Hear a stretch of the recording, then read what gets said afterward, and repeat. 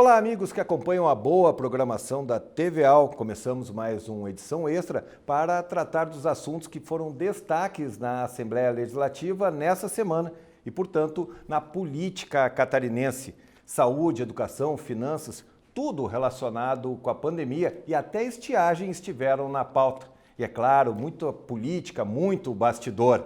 Entre os destaques está a aprovação do projeto que classifica os serviços essenciais em Santa Catarina, entre eles as escolas, o que garante a volta das aulas presenciais. Teve ainda a reunião ampliada da Comissão de Saúde com deputados, prefeitos, Ministério Público e o secretário André Ribeiro da Mota. E ainda o toque de recolher anunciado pelo governo do estado. Estão conosco para esse debate de forma remota Patrícia Gomes, da Rede de Notícias Acaerte, e Emanuel Soares, do Jornal Conexão. Patrícia, satisfação poder dividir contigo também o programa novamente. Obrigado por ter aceito o nosso convite, seja muito bem-vinda. Satisfação é minha, Alexandre. Um abraço. Emanuel, também, novamente estamos juntos aqui dividindo o programa. Obrigado pela deferência com a gente, seja muito bem-vindo.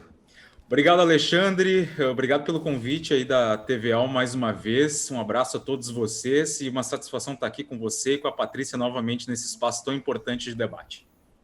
Bom, o ano foi absolutamente atípico para todo mundo e o parlamento não podia ser diferente. Entre um pico de pandemia e outro, entre um processo de impeachment e outro, entre uma eleição municipal, a Assembleia Legislativa chega ao final do ano com uma pauta muito intensa em vários campos de atuação. O que é possível dizer desse ano no parlamento em linhas gerais para depois a gente ir esmiuçando alguns detalhes, Patrícia? Foi um ano, eu acho que confuso, sim, sabe? Acho que a Assembleia tentou se adaptar a essa realidade que a gente foi obrigado a conviver da pandemia, sessões remotas, e com tudo isso que você falou acontecendo, né? Foram processos de impeachment, um ainda em andamento, né, Alexandre? Decisões de impacto com relação à pandemia na área da economia, para ajudar empresas. Então, a Assembleia atuou bastante assim em vários cenários da pandemia, talvez em alguns momentos em que o governo faltou, demorou, a Assembleia se antecipou e trouxe o debate, né? Acho que teve um pouco disso esse ano no parlamento. Emanuel, que ano maluco no parlamento, né? Com tudo isso acontecendo, os nervos também à flor da pele, decisões muito importantes necessitando ser tomadas. Foi um ano realmente diferente.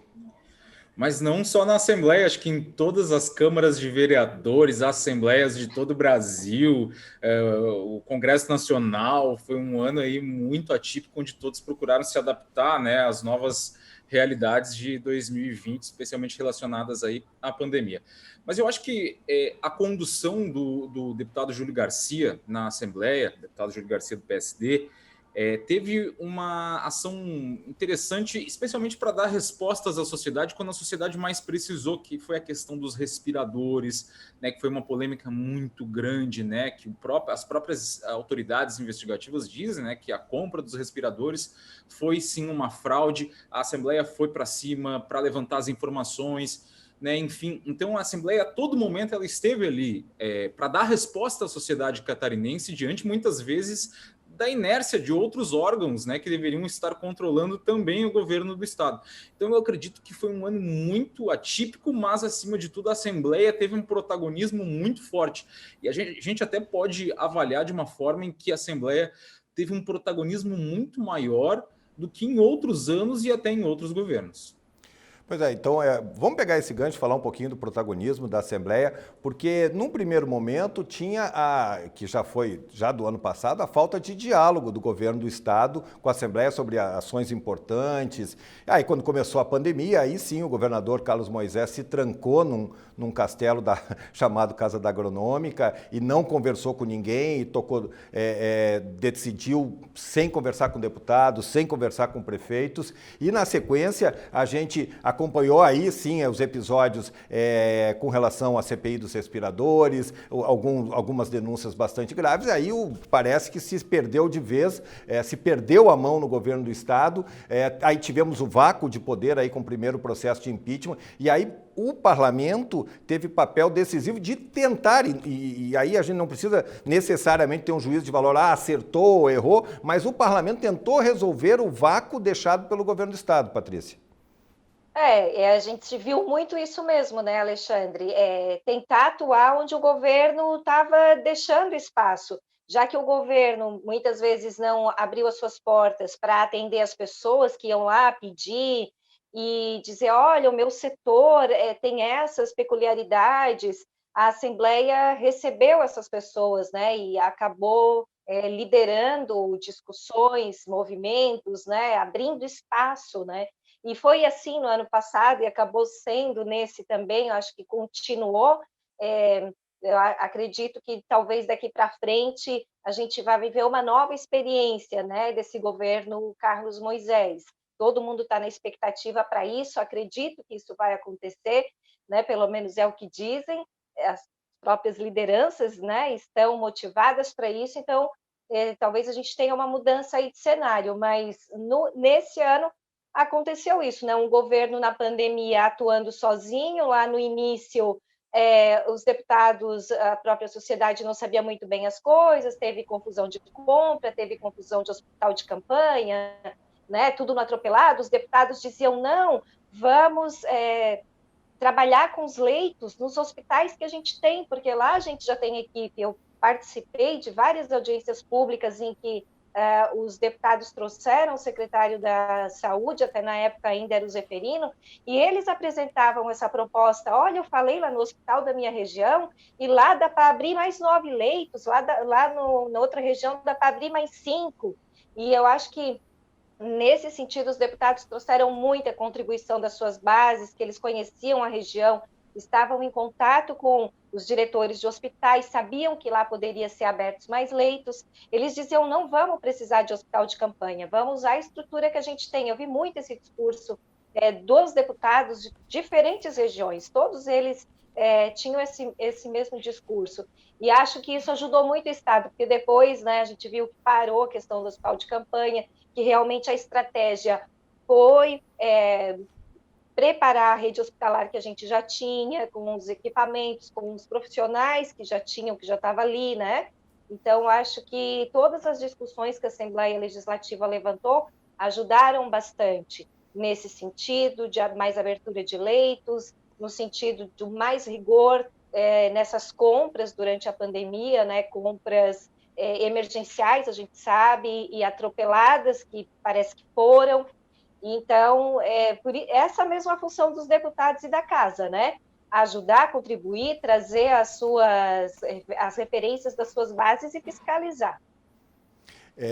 O Emanuel, a Patrícia lembra bem, assim, que se não fosse algumas ações da Assembleia, sei lá o que aconteceria, né?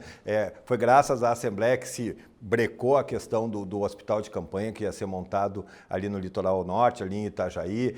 O trabalho da Comissão Especial de Acompanhamento de Gastos também deu uma boa segurada, então teve um papel bastante relevante atuando nesse vácuo. E a sinalização que está se desenhando ainda, claro, esperando o futuro ali da votação do segundo pedido de impeachment, é uma sinalização de uma coalizão, pelo menos num primeiro ano, no ano que vem, se imagina que vai se construir essas pontes de diálogo que faltou até agora entre o Executivo e o Legislativo. Já está sem força, né, esse segundo pedido de impeachment na Assembleia, porque a própria Polícia Federal, naquela operação que ela fez dentro da Casa da Agronômica, levantou as informações de que não tinha participação do governador Carlos Moisés na questão da compra dos respiradores, que é o foco, né, desse segundo pedido de impeachment. Mas eu não quero aqui fazer uma defesa do governo do Estado, porque eu sou um detrator de governos. Eu sou crítico de governos e eu tenho aqui alguns pontos a colocar. Eu acho que nesse início da pandemia, quando a gente vê aí esse protagonismo da Assembleia, o início da pandemia, os governos em si, de todos os lados, estavam muito perdidos, porque ninguém sabia como lidar com a pandemia, né? Como lidar, o que fazer, quais as ações tomar. Esse era o problema naquele momento. Então, o que o governo fez na questão dos hospitais de campanha? Vamos colocar um hospital de campanha. Eu acho que essa relação do hospital de campanha estava muito inspirada no que foi feito em Wuhan, na China, que é onde surgiu, né, onde é o epicentro do coronavírus. Porque lá eles construíram um hospital de campanha para atender a população da cidade e tal. Acho que foi essa relação. Em vez de a gente investir na rede hospitalar em Santa Catarina, vamos abrir um hospital de campanha. Aí veio a Assembleia e brecou essa situação, né? Primeiro porque tinha alguns pontos ali muito discutíveis em relação ao preço do hospital, né? Estava um pouco acima do que é devido, mas esse foi o ponto principal. Então, eles conseguiram, através da Assembleia, fazer com que o governo tomasse um rumo e o rumo adequado nas ações que a Assembleia apontou ao governo do Estado. A gente teve ali um determinado momento em que, quando você falava até antes ali, né, que o governador não dialogava com a Assembleia Legislativa, o governador parece que ele levou ao pé da letra naquele momento a questão do isolamento social, né? Vou me isolar aqui na Assembleia, vou ficar quieto, né? E não é assim que se faz política, né? O parlamento está aí para falar, né? Para conversar, para dialogar com a sociedade, e o governador pode se utilizar muito dessa ferramenta. E esses dois pedidos de impeachment, tanto o primeiro que já não deu em nada, né? Que o governador foi inocentado, como esse segundo, que ainda está por vir, e que também não vai dar em nada, porque a própria polícia aponta que não há participação do governador, esses dois pedidos de impeachment têm um peso político pela falta de diálogo do governador Moisés.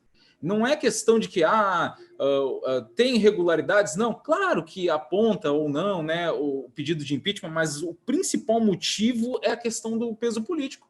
Porque o governador não dialogou, o governador se isolou, o governador ficou sozinho na Casa da Agronômica, sem conversar com o parlamento, que é quem, de fato, governa Santa Catarina, o próprio parlamento, né, que tem as ações. Porque se o governador se tomar uma ação sem a assinatura do parlamento, comete uma ilegalidade no cargo.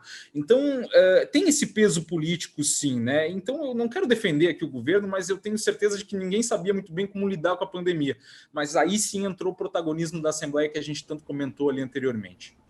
É importante, eu acho que o governador Carlos Moisés foi eleito naquela esteira nova política, na esteira do 17, ele levou muito a sério isso, acreditando que poderia fazer, sem levar em conta que os deputados que estão lá são tão legitimamente representativos como ele é, então, e é assim que se constrói essas parcerias. E eu também concordo que no primeiro momento o governador Carlos Moisés foi muito bem no combate à pandemia, porque ninguém sabia. Hoje é muito fácil a gente analisar aquele mês de março. Hoje é muito fácil a gente dizer, mas agora ele não precisava ter fechado tudo. Mas lembrando qual era o raio-x que se aparecia naquele momento, era de muita insegurança, de muita instabilidade. Sim. E ele acabou se perdendo por outras coisas e por não ouvir. E o hospital de campanha é uma realidade, porque se ele tivesse ouvido os representantes das regiões, ele teria dito, não, é muito mais fácil você fazer nisso que já está pronto, inclusive fica um legado, né, na saúde,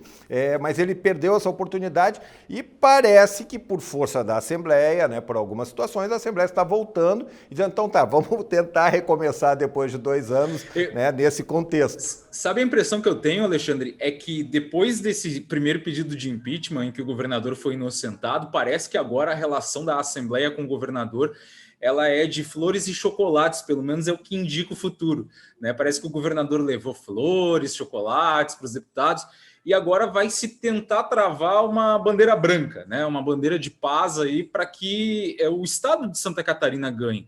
Porque se a Assembleia fica em pé de guerra com o governo, quem perde absolutamente são cidadãos catarinenses, não é o governador ou a Assembleia. Porque é justamente nesse desentendimento que as decisões importantes para Santa Catarina não são tomadas. E aí as coisas ficam no limbo, né? Não se tem uma definição oficial das coisas em Santa Catarina. Mas por isso que eu digo, né? Diante de tudo isso que a gente viu nesse ano de 2020, eu arrisco aqui a dizer mais uma vez que esse protagonismo da Assembleia, ele é histórico. Ele não é querendo puxar saco da Assembleia, mas ele é histórico sim, porque em nenhum outro governo a gente teve um protagonismo tão grande quanto agora no meio da pandemia. O protagonismo, né, Alexandre e Emanuel, ele é proporcionado por essa diversidade política, digamos assim, de não ter a base. Então, um governador que não tem uma base, né, como a gente via nos outros governos, em que a maioria era pelo governo, então a gente consegue hoje ter muito mais debate, muito mais pessoas apontando outros caminhos e outras possibilidades, que não só um governo chegando e entregando pacotes na Assembleia Legislativa. Então, a gente pode, os deputados acabam podendo mostrar muito mais o seu poder de atuação e a própria Assembleia, né? Porque a gente via o Raimundo Colombo tinha maioria, o Luiz Henrique tinha maioria, então era fácil, né? Aprovava as coisas fáceis. E também o que eu via muito, mesmo eles tendo maioria, esses outros governadores sempre chamaram a sua base antes de apresentar qualquer coisa. Então, tipo o hospital de campanha, todo mundo ficou sabendo por uma coletiva, né? Aquelas coletivas que ele dava no início da pandemia. Em outros governos, isso teria sido muito amadurecido antes para evitar exatamente o quê? Levar as críticas depois, né? Porque daí tu já constrói, todo mundo vai com um discurso uníssono. O que faltou, né, em toda essa articulação sempre, né, do governo Moisés, sempre faltou um pouco disso. É a arte do consenso. Então, nós já estamos chegando na reta final desse primeiro bloco, mas eu quero repercutir com vocês um pouco ainda a notícia que pegou muita gente de surpresa, que é o toque de recolher. Que também eu acho que na sequência a gente merece outra conversa, porque tiveram alguns diálogos, ninguém falou nisso e veio o governo com toque de recolher, que é legítimo por uma série de coisas, mas também as entidades que são atingidas, são os bares, restaurantes, né, elas também têm as suas reclamações, e elas são legítimas, porque quem é prejudicado, ele tem todo o direito de reclamar, mas eu quero a avaliação de vocês sobre essa medida do toque de recolher, que é a mais impactante, se vocês acham que isso funciona, tem muita gente brincando, quer dizer que o vírus só circula à noite, né? Enfim, mas por outro lado, a gente também sabe que é na noite que tem a festa, que tem a balada, que tem as coisas. Agora, eu quero entender como é que vocês pensam nisso e também entender como é que vai se dar a fiscalização desse tipo de coisa. Fiscalização, passou a polícia, está aberto, fecha na hora, né? Imagino que seja assim, Alexandre, a fiscalização. É muito complicado, né? A gente tem, como você falou, a questão do setor, né? Dos bares, dos restaurantes, mas também, se a gente for pensar, eles podem trabalhar até as 11 horas da noite e manter os clientes lá até a meia-noite. Então, não vamos carregar muito no discurso de que eles estão sendo tão prejudicados assim, porque eles ainda... Quem é que vai lá jantar, por exemplo, no restaurante, 11 horas da noite, encher a barriga para depois dormir? Difícil, né? Todo mundo vai mais cedo. Claro, os bares, eu acho que tem que ter medida de conter mesmo, porque vou dar um exemplo. A gente pediu aqui em casa um delivery e não tinha entregador, meu marido foi buscar. Quando chegou ali no Cobrasol, um bairro aqui do município de São José, simplesmente todos os barzinhos, e isso foi essa semana, e a gente está em plena crise louca aí de coronavírus, né? Transmissibilidade lá no alto, lotados todos, com pessoal na rua, pessoal sem máscara, sabe? A gente se olha e pensa assim, nossa, é só a gente que está se cuidando, acabou a pandemia para as outras pessoas. Então, tem excesso, tem muito excesso. Se não tivesse excessos das pessoas, e talvez nem vá funcionar o toque de recolher, porque elas vão sair dali e vão para a casa de um amigo, ou vão para Beira-Mar de São José, aqui no caso, Beira-Mar de Florianópolis, vão se aglomerar ali, porque talvez as pessoas tenham já enchido o saco, né? Só que o coronavírus, ele não se encheu o saco da gente ainda, ele está nos perseguindo. Então, acho que as pessoas têm que ter consciência para que o governo não precisasse adotar essas medidas. Eu não sou contra, Alexandre.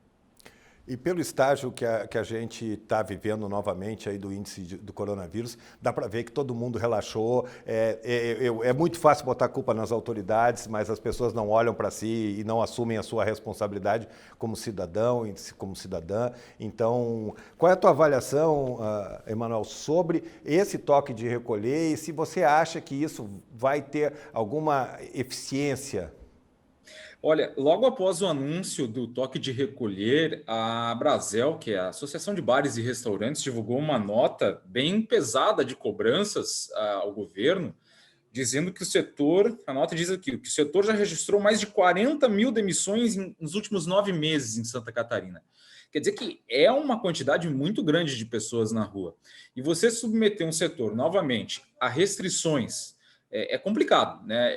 Como eu me coloco algumas vezes nas sandálias do empresário, né? Puxa vida, eu estou pagando impostos, trabalhadores, mantenho, né, os impostos em dia e o governo vem com mais uma restrição. É claro que nos estabelecimentos, agora vamos olhar o outro lado, nos estabelecimentos há um desrespeito, como a Patrícia colocou, as pessoas sem máscara, parece que não existe pandemia e tal, né? Mas não só nos bares e restaurantes. Aí que vem o problema. Porque se você sai na rua hoje, caminhando nas principais ruas e avenidas, pode ir em qualquer cidade de Santa Catarina, né? As pessoas estão andando sem máscara, tem gente que acha que a pandemia terminou, né, que não existe mais nada, e na verdade está aí. E há um problema agora muito sério que a gente vai viver, que é a questão da temporada de verão, onde nas vésperas se indica um toque de recolher e aí o quê? Depois que começar a temporada vai ter vista grossa? Esse é o problema. Então, esse tipo de ação tem que ser medida e, acima de tudo, pensada, porque senão daqui a pouco gera um tipo de questionamento, que é o que eu estou fazendo agora. Agora tem toque de recolher, quer dizer que daqui a pouquinho não vai ter mais e aí vai estar a praia cheia. Esse é o detalhe. Então, eu não vejo como uma medida interessante esse toque de recolher. Eu vejo como uma medida que gera muito mais críticas ao governo do que efetivamente soluções para tentar conter a pandemia, porque talvez com medidas restritivas a gente vá ter ainda mais festas clandestinas escondidas. Então a gente precisa ter o quê? Fiscalização, que é o que não se vê na rua. No início da pandemia tinha guarda municipal nas cidades, polícia militar, dizendo, tem que usar máscara aí, tá sem máscara, por favor, bota máscara. E não é o que a gente está vendo agora. As pessoas estão simplesmente não sendo mais fiscalizadas e eu estou muito preocupado com o que vem por aí ainda, Alexandre.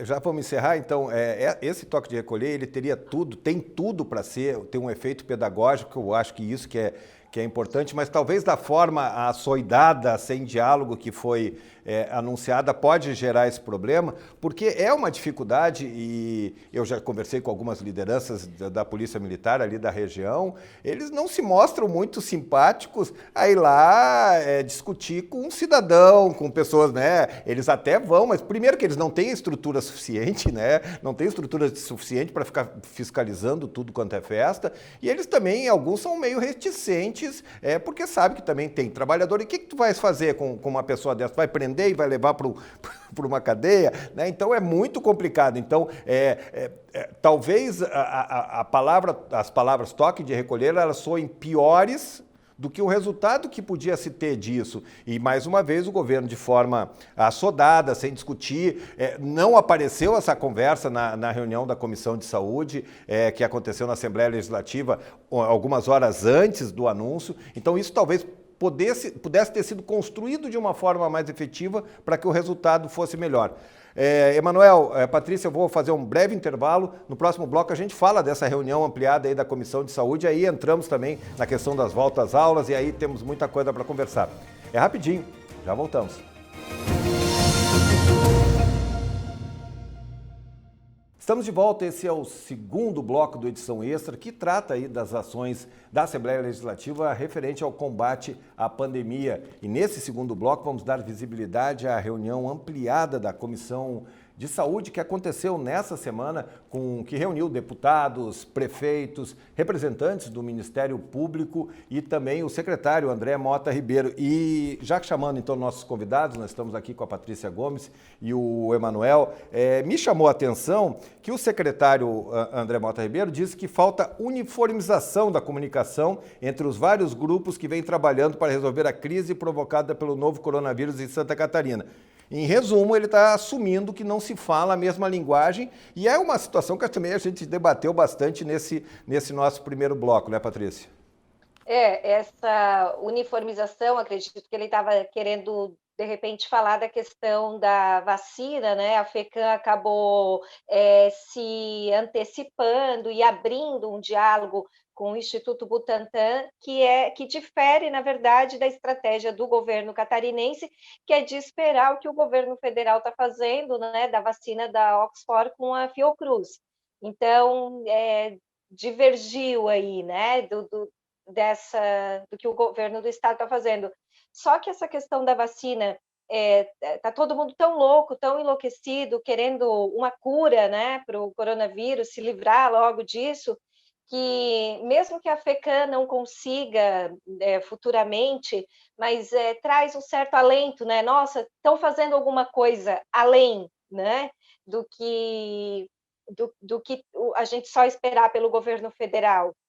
Mas se a gente for ver todas as dificuldades, por exemplo, da vacina do Butantan e até o próprio custo dela em comparação com Oxford, a gente vê que a estratégia do governo federal, que o governo de Santa Catarina está seguindo, parece muito mais acertada. Pois é, mas aí, daí já chamando o Emanuel, o André Mota Ribeiro também falou que tem sido criticado por conta disso, que a Patrícia lembrou bem, mas ele fez a meia-culpa na reunião dizendo que a culpa dele por não ter tornado público essa discussão que estava no governo do estado. Então ele realmente... Então assim... Pô, se os prefeitos, eu vejo muito pelos prefeitos do Vale do Itajaí, eles são praticamente órfãos de governo do estado, e aí vamos lembrar, né, nós tínhamos antes a SDR, que virou a ADR, que tinha um canal de comunicação, e nesses 2 anos, com as cidades, com os polos, não tem mais diálogo. E os prefeitos ficam sem saber o que fazer. Então eles acabam se mobilizando aonde? Acabam se mobilizando nas entidades de classe e acabam puxando. Pelo menos nesse quesito, o secretário André fez uma meia-culpa que é importante, né, Emanuel? O que os prefeitos querem, na verdade, é encontrar essa solução rápida e aí, de acordo com essa solução que eles encontrem, né, que no caso é a vacina, ou trazer para o município deles a vacina, eles são aí, ou vão ser tratados no futuro, talvez como heróis, né? Porque, pô, fulano de tal, prefeito, conseguiu a vacina, ele trouxe a vacina contra o coronavírus aqui para a nossa cidade. Mas o governo ele ainda está um pouco apático, né? O governo do estado. Porque se o governo não publicizou que ele já tinha uma estratégia, que ele estava seguindo uma estratégia, que é a mesma do governo federal, e aí agora está achando ruim que os municípios estão indo atrás, puxa vida, então ainda é um sinal aqui claro dessa falta de diálogo, né? A gente tem que ter um diálogo. Parece, a gente vê indícios de que o diálogo ele está acontecendo mais, mas ainda a gente vê uma carência nessa situação toda, né? E eu, se eu fosse prefeito, eu, sinceramente, eu já estaria em conversações com os Estados Unidos, com a China, o Butantan, com quem quer que seja para trazer vacina para o meu município. Porque as pessoas querem o quê? Uma cura rápida, como falou a Patrícia, né? Que se tenha essa cura, para que a vida volte ao que era antes, que a vida volte ao normal. Então a gente tem aí ainda o governo um pouco apático nessa falta nessa questão de diálogo, né, com os municípios, com a Assembleia. Então é preciso que alguém mais experiente, como entrou agora lá na Casa Civil, realmente exerça essa atividade de diálogo para evitar esse tipo de coisa, para evitar esse tipo de declaração, porque senão parece assim que todo dia é um atestado de incompetência, né? O que verdadeiramente não pode, por parte de um governo que está combatendo algo muito sério, que é uma pandemia de coronavírus. Foi legal que o secretário antecipou, né, Alexandre, que ele antecipou aí nessa audiência uma informação que ele não tinha dado, é que tem 200 milhões do governo de Santa Catarina reservado para vacina, né? Acho que essa foi uma informação importante. Só que como o governo às vezes esquece de comunicar o que está fazendo, né? E aí acaba levando pau, digamos assim, sem ter necessidade, né?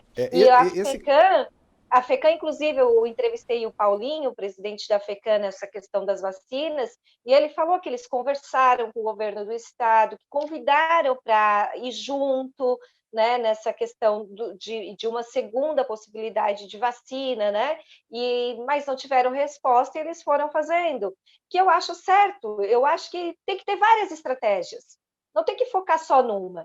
Eu penso que se fosse o Luiz Henrique da Silveira o governador, ele já tinha feito uma missão internacional para outros países para ir buscar a vacina, né? Mas agora eu fiquei me lembrando quantas missões internacionais o Luiz Henrique fez para achar modais de transporte para Florianópolis para passar na Ponte Hercílio Luz, até hoje não aconteceu nada. Mas, Patrícia, você trouxe uma questão, né? Você manifestou que entende que esse processo, junto com o governo federal, é o mais assertivo que o governo do Estado está fazendo. Por isso que o governo do Estado tem que vir a público para dizer por que é isso, por que ele entende, né? Porque qual é o sentimento? Eu, como leigo, né? A gente é jornalista, mas a gente é leigo, a gente não entende. Tu olhas assim, pá, mas eu vou depender do governo federal. O governo federal cada dia fala uma coisa, cada dia tem uma aposta mais maluca. Eu ficaria com o pé atrás também. Então, é isso que a sociedade cobra mais do governador e esse é o pecado capital desse governo. Eu concordo contigo, a gente fica com muita ansiedade e o cenário parece muito instável, né?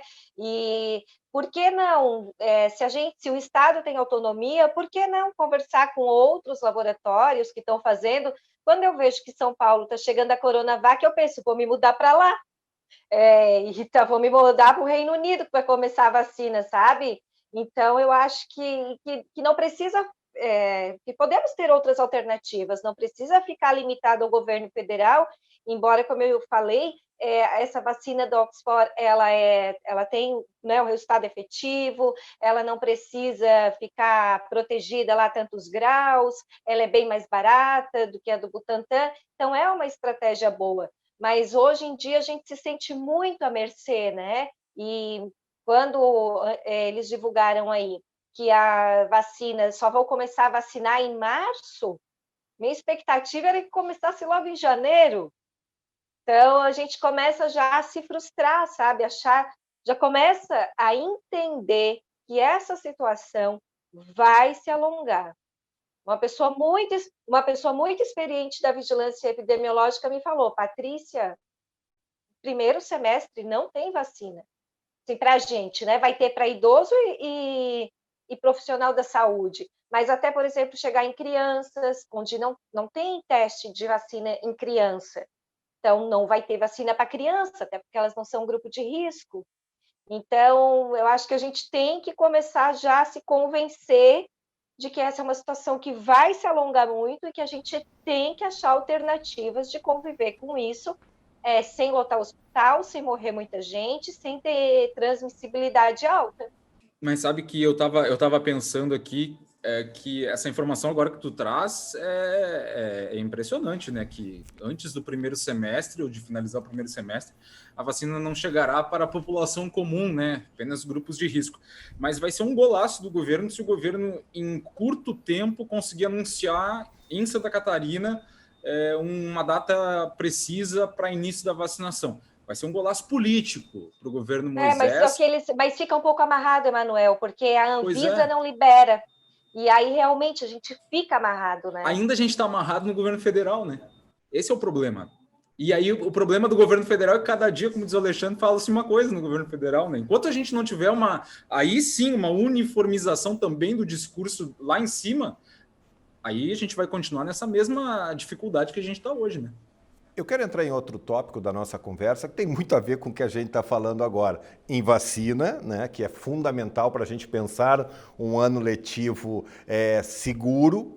E a coisa que o André Mota Ribeiro falou da uniformização da comunicação. Então ele vai lá, se reúne com deputados, com prefeitos, com o Ministério Público, não fala nada e umas 5, 6 horas depois, o governo decreta toque de recolher. E aí, nesse meio tempo, a Assembleia Legislativa vota um pacote que era sobre projetos essenciais, entra uma subemenda do deputado Bruno Souza e que libera as escolas para voltar. As pessoas também ficam, vai voltar a aula. Não, não vai voltar a aula, já acabou o ano letivo, praticamente ainda tem mais uma semana e olhe lá, mas já pensando no recomeço. Então, antes da gente chamar até a Sonora dos Deputados, eu queria uma avaliação sua sobre essa aprovação desse projeto, dessa subemenda, que ela é mais forte que o projeto todo em si, que garante isso e que me parece, novamente, que não há aquilo que a gente está falando desde o começo do programa. Não há diálogo, não há construção de consenso.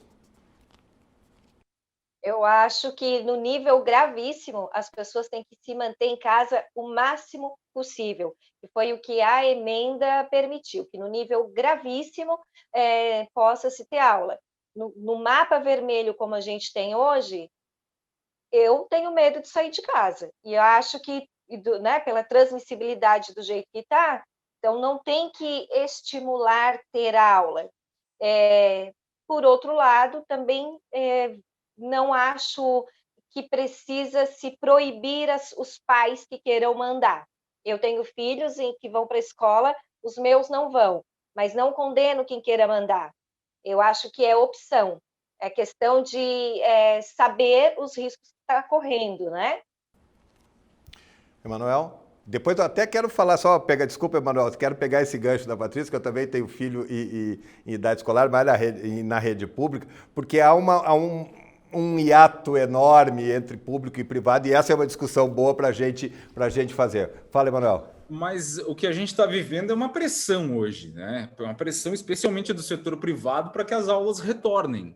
E essa volta, ela tem que ser, como disse a Patrícia, se eu sou pai, tenho filho, eu quero mandar, tudo bem, eu vou lá e tenho a autonomia de mandar meu filho. Mas se eu sou pai, não quero mandar, essa criança que não vai para a escola, ela também não pode ser prejudicada, né? Mas há que se pensar aqui como vai se avaliar essas crianças pedagogicamente daqui para frente, porque, querendo ou não, eu penso já de algum tempo que ano que vem, 2021, com pandemia, sem pandemia, aulas presenciais, haja vista o que eu tenho ouvido falar, vão voltar, né? Com pandemia ou sem pandemia.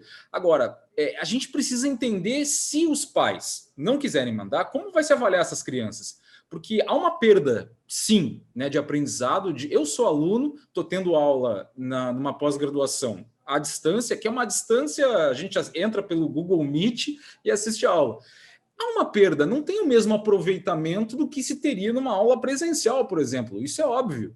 Agora, como vai se avaliar? Como é que se avalia diferente filhos ou crianças, alunos que vão presencial e que ficam em casa? Então, esse é um ponto que precisa ser discutido daqui para frente, porque certamente as aulas vão voltar e vai ter gente que não vai mandar os filhos e vai ter gente que vai querer mandar os filhos. Tem um monte de discussão nesse angu aí que a gente tem muita coisa para render, mas eu quero chamar duas entrevistas que são de dois protagonistas desse processo, que é o deputado estadual Bruno Souza, que ele foi o autor da subemenda que pediu a abertura das escolas, e também da deputada estadual Luciane Carminati, que é a presidente da Comissão de Educação, que obviamente votou contra. Vamos conferir aí o que eles falam, que eu acho que representa um pouquinho também dessa divergência que às vezes acontece num assunto tão sério como esse. Vamos lá. Existem mais de 700 estudos científicos feitos por institutos, por faculdades, por associações médicas que indicam a mesma coisa. Abrir escolas é, sim, seguro. Os alunos, as crianças, não são atores relevantes na cadeia de contágio, mas o Brasil, ao fechar de forma autoritária, arbitrária e de forma unilateral as escolas, está abraçando o obscurantismo anticientífico, é a anticiência fechar escolas, tanto que hoje, senhores, prestem atenção nisso, hoje os países que adotam as mesmas restrições que o Brasil são Bolívia, Costa Rica, México, Equador, Venezuela, Arábia Saudita, Turquistão, Afeganistão e Índia. Esses são os países. Os outros países, onde o bom senso ainda existe, abrem escolas. Este PL aqui, para mim, em primeiro lugar, é um golpe. É um golpe, sim, porque de uma hora para outra, numa audiência da Comissão de Constituição e Justiça, se inclui uma emenda de plenário de ontem, no momento em que há crescimento do Covid. E aí eu quero dizer para os deputados, escolas não funcionam só com crianças. Nós estamos expondo aqui, no momento de crescimento do Covid, estamos expondo profissionais da educação, trabalhadores da alimentação, trabalhadores da limpeza, estamos expondo as famílias, estamos mandando todo mundo ir para a rua. Bom, a gente conferiu aí a entrevista do Bruno Souza, ele que é do Partido Novo, da Luciane Carminati, e mostra o discurso político. Os dois fizeram um discurso muito forte, Um falando que é um obscurantismo, relacionando a nossa posição com o Afeganistão, com o Irã, com Bolívia.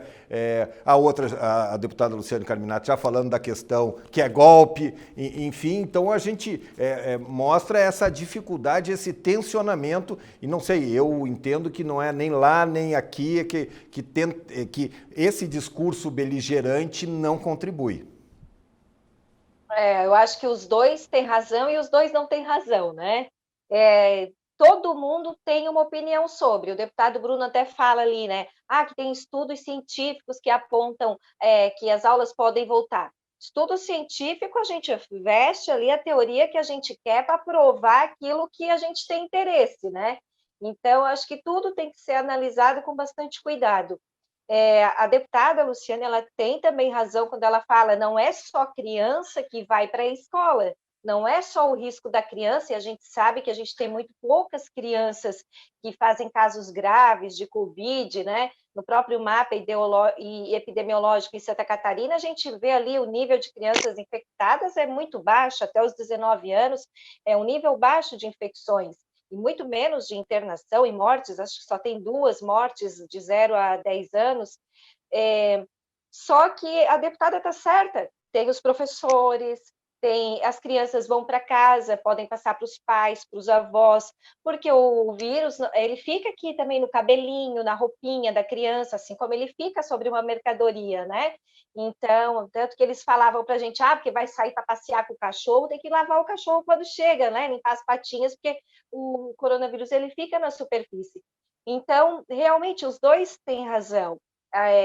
Continuo com a minha posição de que os pais devem ter liberdade para mandar para a escola. Acho que a gente, para o ano que vem, Emanuel, como você falou, vai ter que voltar à aula presencial, a gente vai ter que parar com isso, da discussão, vai ter que ser um sistema misto, para quem quiser mandar, manda, e os outros tentam compensar em casa da forma que puder. Eu já estou vendo os municípios com protocolos, cada escola fazendo protocolos, isso é muito interessante, e assim, se tem praia, se tem aglomeração na praia, então também por que não vai para a escola? Eu acho que se as pessoas se preservarem, não fizerem festinhas particulares, não se aglomerarem em praia, a gente hoje poderia estar numa situação da aula já ter voltado, porque a gente estaria lá no nível de setembro. Então, o que as pessoas fizeram, abaixar a guarda, como as pessoas fizeram, é que nos levou a não voltar à aula, porque o próprio governo do estado liberou as aulas presenciais a partir do nível grave, e a emenda agora na Assembleia permitindo gravíssimo, né? Então, tem todo já um regramento para a volta às aulas, só que no estado que está, realmente é um risco.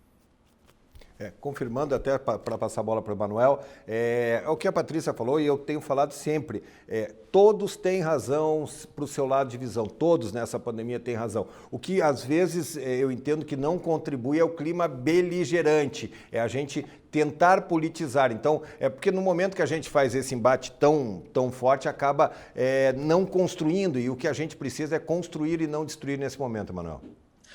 Eu fiz uma anotação aqui sobre a fala do deputado Bruno Souza. Ele diz que é anti-ciência fechar as escolas. Não, peraí, vamos com calma nessa história, né? Porque o fechamento das escolas se deu com base em que crianças poderiam ser vetores do coronavírus, né? O que é o vetor? É que nem o mosquito da dengue. O mosquito é vetor da dengue, da chikungunya, do zika vírus, e a criança seria o vetor do coronavírus. Ela transmitiria, ela levaria a doença para dentro de casa e transmitiria para pais, avós, né, especialmente essas pessoas do grupo de risco. Então não é anti-ciência. Não sei o que o deputado Bruno Souza, de novo, tinha na cabeça quando falou isso, que é anti-ciência, fechar as escolas. Não é anti-ciência. Foi seguindo determinações científicas de que crianças eram vetores. A deputada Luciane Carminati, do PT, ela é educadora, né? Num ponto ali que ela fala, ela tem razão. Ela entra num discurso, numa retórica chata e manjada, quando ela fala ali de que é golpe, é golpe.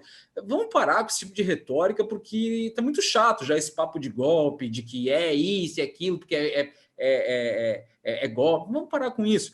Ela tem razão num ponto.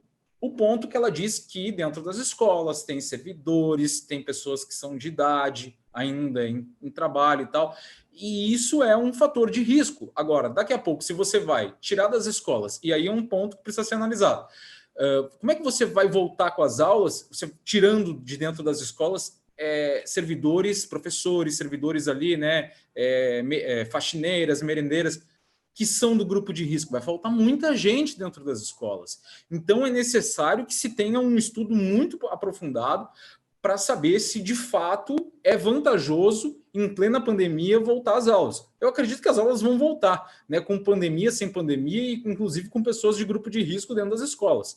Agora, realmente precisa de uma atenção muito séria nesse ponto.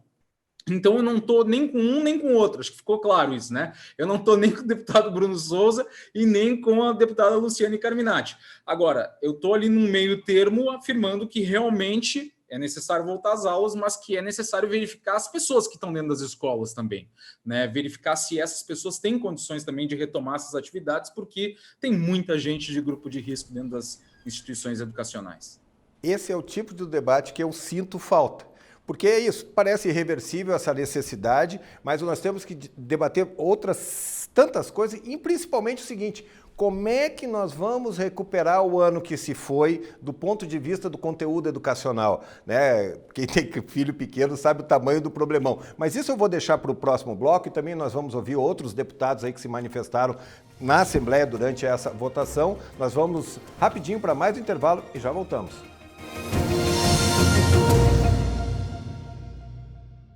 Estamos de volta, esse é o terceiro e último bloco da edição extra, que analisa aí as ações da Assembleia Legislativa no combate à pandemia. E nós estamos aqui discutimos no segundo bloco a aprovação dessa subemenda de autoria do deputado Bruno Souza, que permite que as escolas voltem a ter aulas presenciais, caso as escolas são consideradas serviços essenciais em caso de matriz de risco em estágio gravíssimo. Eu quero chamar agora a entrevista, a manifestação de alguns deputados. Esse assunto dominou a Assembleia Legislativa, então vamos conferir as falas do deputado Milton Obos, o Luiz Fernando Vampiro, o deputado Jair Mioto, o deputado Ricardo Alba e o deputado João Amin. Confira. Se você for analisar, dentre todas as atividades, uma das mais essenciais é a educação, gente. É educação porque está relacionada à vida. Todo pai e mãe com filho pequeno, em idade escolar, está vivendo o maior drama da sua vida. Eu conheço dezenas e dezenas de casos de mães que trabalhavam e que hoje desistiram de trabalhar porque não têm onde deixar seus filhos. E nós deixamos agora, no momento final, para uma discussão que, na minha concepção, devia ser a primeira. Não há dúvida nenhuma que o Brasil está sendo reconhecido e conhecido, onde todas as crianças não estão na sala de aula nos dias de semana, mas elas estão todas na praia aos finais de semana com seus pais. O primeiro-ministro alemão, hoje, no dia de hoje, ele deu uma entrevista dizendo o seguinte, que começaram as restrições novamente. E as restrições de horário, de permanência em locais, começaram várias restrições na Alemanha hoje, na segunda onda forte do Covid. E eles só preservarão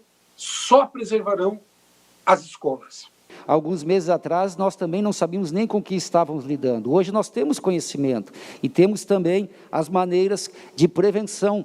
A escola pode ser, inclusive, um dos grandes fatores de orientação para a prevenção. Educação é atividade essencial na sociedade, não pode parar. Já devia ter sido retomado há muito tempo. Aliás, a medida, não só essa medida de restrição, mas inúmeras medidas de restrições foram tomadas, tanto pelo governo do estado ou pelos governos municipais, de forma exagerada. 3 crianças ou adolescentes são abusadas sexualmente a cada hora no Brasil. Na infância e adolescência, 77% é padrasto, vizinho, parente ou pai. Onde é que estão hoje essas crianças que não estão na escola? Estão com padrasto, estão com os vizinhos, parente ou pai. 52% dos abusos acontecem dentro da residência das vítimas. Onde é que estão as crianças hoje? Dentro das casas. 2% nas escolas. Estamos de volta, ouvimos as manifestações aí dos deputados e está muito claro que há praticamente, eu entendo que há um consenso que se precisa discutir o retorno. É preciso dimensionar as diferenças entre rede pública e rede privada. A realidade da rede pública é diferente, não só na estrutura para receber os alunos, mas também na estrutura para recuperar o conteúdo desses alunos. Então, o que eu percebo que eu sinto falta, e eu tenho filhos pequenos na educação infantil e no ensino fundamental, eu sinto falta de discutir o que nós vamos fazer de propositivo em 2021. Como é que o meu filho que está em fase de alfabetização vai conseguir recuperar ele indo para o 3º ano, já está atrasado? Como é que ele vai conseguir recuperar? O que a gente vai fazer para garantir que o pai, a mãe, que nem a Patrícia, que não quer mandar as crianças para a escola, que nem eu, como é que a professora vai conseguir estar em sala de aula e vai conseguir estar em atividade remota se ela normalmente tem 20 horas aulas, às vezes é ACTs. Então, esses debates que eu sinto falta que deveriam ser feitos de forma mais assertivos e menos politizados. Patrícia. É bem complicado, né? E é um momento, pegou todo mundo de surpresa, assim, né? A própria educação teve que se reinventar, os professores tiveram que se reinventar nesse ano, e a gente, né, que esperava que os nossos filhos avançassem, né, nesse ano, no aprendizado, aprender fosse alfabetizado, aprendesse, né, questão de coordenação motora, vão para a primeira série no ano que vem, né? O seu já está. Então, assim, a gente vê que eles têm perdas. Eu percebo isso, que alguns marcadores que o meu filho deveria ter superado esse ano, ele não conseguiu. Então, é uma preocupação que eu também tenho. Como que a gente vai resgatar isso, né? Tem que recuperar isso nas crianças. E eu realmente não sei como que a rede pública vai fazer, e realmente a rede pública é muito mais complicado, a rede pública estadual, né, do que as escolas privadas, porque a rede pública aqui, nós temos 1.000 escolas sob a coordenação de uma única empresa, né? Então, tipo a Secretaria da Educação coordenando mais de 1.000 escolas, mais de, não sei quantos, eu acho que tem 190 mil professores, não tenho bem certeza, mas é uma imensidão de professores. Então, e tudo isso, e quando eles voltam à aula, eles têm que pensar também no transporte escolar, né, a merenda, então vai voltar, né, então vai voltar meia boca só para um contingente, não para o outro, e tudo isso funciona muito interligado, né, a questão de transporte escolar, até com a aula do município. Na rede privada fica um pouco mais confortável, porque cada um negocia com a escola a sua situação, né? Então, fica menos complicado. Agora, nesse volume gigantesco que a gente tem da esfera da rede pública, não dá para, às vezes, ser exclusivo, né, Alexandre? Emanuel. Para mim, é claro, não se recupera o que já passou. Não é possível recuperar conteúdo pedagógico, é muito difícil, não tem como. O que passou, passou. Eu fico pensando, eu tenho um irmão que estuda numa escola estadual, né? Ele está no 1º ano do ensino médio e ele estuda numa escola estadual, ou seja, do estado de Santa Catarina. E as aulas têm sido assim, né? Uma aula meia boca, não é uma aula boa, uma aula 100%, é uma aula que é como se tivesse, é como quem diz assim, não, vamos dar do jeito que der e deu, né? Então esse é o problema. Isso que passa, isso que a gente está vivendo, ele é o que é uma coisa que é impossível de se recuperar.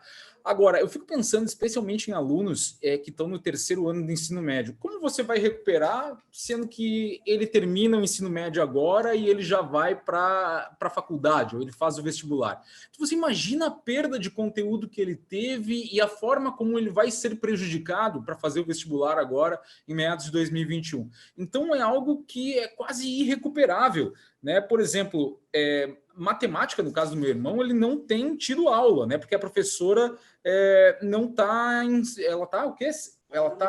ela não lida com redes sociais. Então você imagina só, o aluno não está tendo aula, né? Porque a professora não lida com redes sociais. Então eu volto a dizer, é uma coisa irrecuperável. O que passou esse ano, e sinceramente o prejuízo está posto e não vai dar para recuperar o conteúdo pedagógico. Eu fiz uma transmissão recentemente pelo meu portal Informe Blumenau com o ex-secretário de Educação, ex-reitor da FURB lá de Blumenau, o Eduardo Deschamps, e também com a Patrícia Líderes, que é a secretária municipal, que é a presidente da Undime, e eles falaram no modelo de tentar fazer 2 anos em um. Tu tentar recuperar. E você falou do seu irmão, todos os alunos em diferentes níveis vão ter seus problemas. O do terceiro, da alfabetização, a criança que, né? E eu sempre sinalizo com isso, que eu tenho pena dos professores quando essas crianças voltarem full time para a escola. Porque, primeiro, as crianças vão ficar quase 1 ano sem disciplina, sem rotina, sem ter uma situação de sala e vão estar muito atrasadas. Então, eu falo para as professoras dos meus filhos, eu digo, coitada de vocês em 2021. Gente, a nossa conversa está muito legal, renderia mais um monte, mas nós estamos encerrando. Então, eu quero agradecer do fundo do coração. Emanuel, obrigado pela tua participação aqui com a gente. Eu que agradeço mais uma vez o convite aí, a parceria com você, Alexandre, e com a querida Patrícia lá da Caerte. Patrícia, obrigado pela tua participação aqui com a gente, foi muito enriquecedora. Até a próxima. Obrigada pelo convite mais uma vez, um prazer participar com a tua apresentação, Alexandre, com a companhia aí do querido Emanuel, sempre muito crítico, e eu acho que queria passar a mensagem de que eu acho que a gente tem que ser consciente do momento que a gente está vivendo, nos cuidar, cada um cuidar de si, para que a gente permita, com as nossas atitudes, que atividades essenciais, como as escolas, possam voltar ano que vem com mais tranquilidade. Então, vamos deixar o chupinho com um amigo, o churrasquinho em casa por um outro momento, porque nas escolas vai ter cuidado, né? Já tem protocolos de cuidado. Então, vamos cada um fazer a nossa parte para que atividades essenciais possam funcionar. É isso aí, é simples assim, antes de reclamar de político, reclamar de autoridade, vamos olhar para nós e vamos ver o que nós estamos fazendo. Manuel, Patrícia, mais uma vez, muito obrigado, e a você que nos acompanhou até agora, também muito obrigado. Até o próximo Edição Extra.